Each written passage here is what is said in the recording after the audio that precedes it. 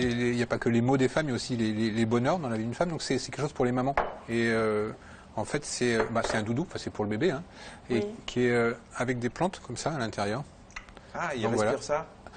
Oui, fatalement, puisqu'il le traîne, il est contre lui. Et donc il y a des plantes apaisantes, il y a de la rose, il y a calendula, camomille, on retrouve la camomille, il y a la fougère aussi.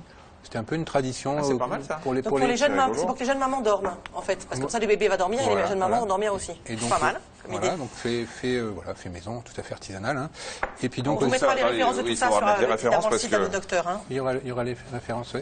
Et puis donc, une huile aussi de camomille. C'est vrai que c'est un peu la plante qu'on a mis en valeur aujourd'hui. Mais donc ça, c'est très bien quand le bébé, par exemple, a un peu des... Alors, il faut que ça soit banal, bien sûr, mais des coliques, qu'il est un peu agité, qu'il a du mal à s'endormir, on peut masser. C'est super régressif, votre truc. Là, il est... Non, mais c'est quand même intéressant de mettre des plantes là-dedans, puisque sans ça, qu'est-ce qu'on met? On met de la matière, de la mousse. Bien sûr. C'est pas idiot. Avec des composés organiques volatiles qui respirent, qui sont très cadeau mauvais. Vous trouvez ça sur le site Allo Docteur, qui peuvent être des personnes. allodocteur.fr, on vous dira où trouver ce doudou. Mais non, mais c'est une bonne idée, c'est naturel. Il y a plusieurs couleurs ou c'est comme ça? Oui, il y a bleu, il y a des petits nuages, il y a des petits lapins. C'est sympa ça.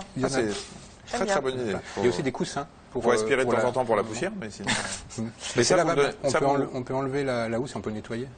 D'accord. Et ça, vous le faites comment? Vous le donnez comment ça? Ça, en massage sur le ventre. Donc c'est une huile végétale dans laquelle on a laissé macérer quelques fleurs de camomille. Formidable. Ah oui, alors, tiens, je montre, moi j'adore ça, c'est super. Vous voyez, vous avez une truc, vous pouvez l'ouvrir, enlever, il y a le sac dedans avec les plantes. C'est difficile à remettre. Et vous lavez le truc. C'est comme une housse de couette en fait. Je sais pas, je pense que pour les bébés, ça peut apaiser plein de trucs, c'est très bien. Moi, je vais vous mettre du gâtillier dans votre doudou. Faut que j'en retrouve un.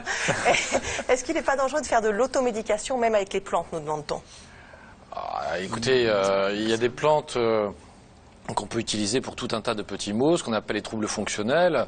Et effectivement, il faut que toujours avant un diagnostic ait été fait, ça on est bien d'accord. Je veux dire, un mal de ventre, ça peut être quelque chose de tout à fait bénin ou de plus important. Quand il y a des saignements aussi, il faut faire bien entendu très attention. Est-ce que c'est pas un polype? Est-ce que c'est pas autre chose? Bien sûr, Donc il faut faire attention à tout ça. Mais une fois que le diagnostic est formellement établi, eh bien, on peut tout à fait s'automédiquer avec un certain nombre de plantes. Avec la camomille, avec la lavande. Et puis, par exemple, dans une femme, une plante intéressante, on peut se... Une femme ou une plante? Non, une plante. Une belle plante intéressante pour les femmes. Une plante intéressante pour les femmes. Par exemple, très bien, mais pour les hommes aussi d'ailleurs, l'aubépine. Eh bien, l'aubépine, on peut s'automédiquer avec l'aubépine. Et pourquoi on peut s'automédiquer avec l'aubépine? C'est parce qu'en plus, cette aubépine ne provoque pas d'interaction particulière avec les autres médicaments. Donc il y a tout un tas de plantes comme ça pour lesquelles on peut s'automédiquer, mais je dirais en deuxième intention. C'est-à-dire première intention, on fait un diagnostic et ensuite on voit ce qu'on peut faire effectivement. Pardonnez-moi d'être un peu monomaniaque, mais comme ce truc me paraît très bien, calmez-vous. Il y a d'autres plantes dont l'inhalation comme ça pourrait aider.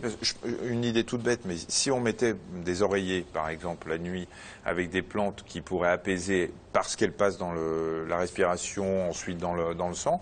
Je sais pas, le gâtillier par exemple, c'est pas pour augmenter la libido de nos femmes en lui mettant un oreiller. Non, mais justement, j'ai peut-être mal expliqué mon truc, mais la personne qui fait ça, il y avait l'oreiller pour la maman, et justement qui favorisait le sommeil. Donc là, en l'occurrence, c'est du houblon, en fait.